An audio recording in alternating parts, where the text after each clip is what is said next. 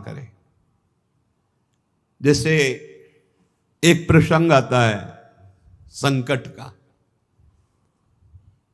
सदन जी का, सदन कसाई जी बड़े महाभागवत थे।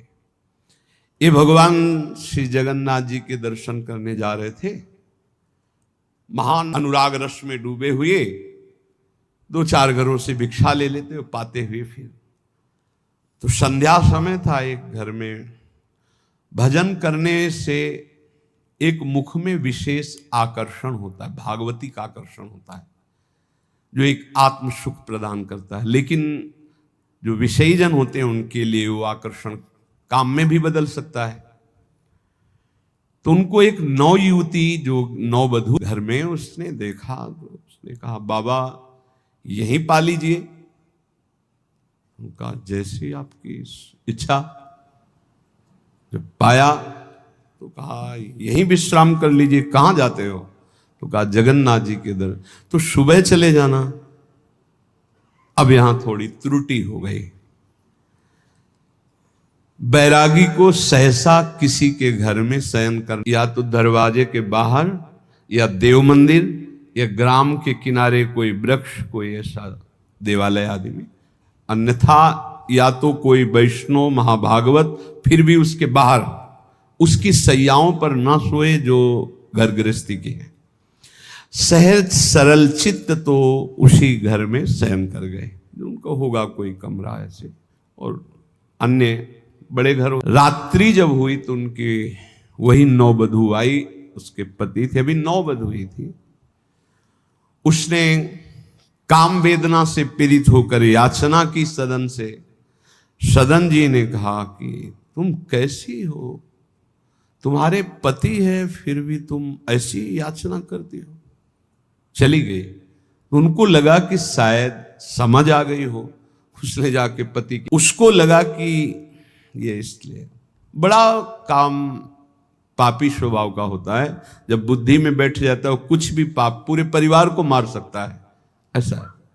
बहुत ऐसी घटनाएं सुनने को मिलती है। वो आयुष ने कहा पति की हत्या कर दी, अब तो स्वतंत्र होना, अब तो भयरहित हो। तो उनका धूर्त कहें कि ये हमने कब कहा, ये महत अपराध। तो उसने कहा होश में अगर हल्ला मचा दिया तो जान से मार डाले जाओगे यहीं।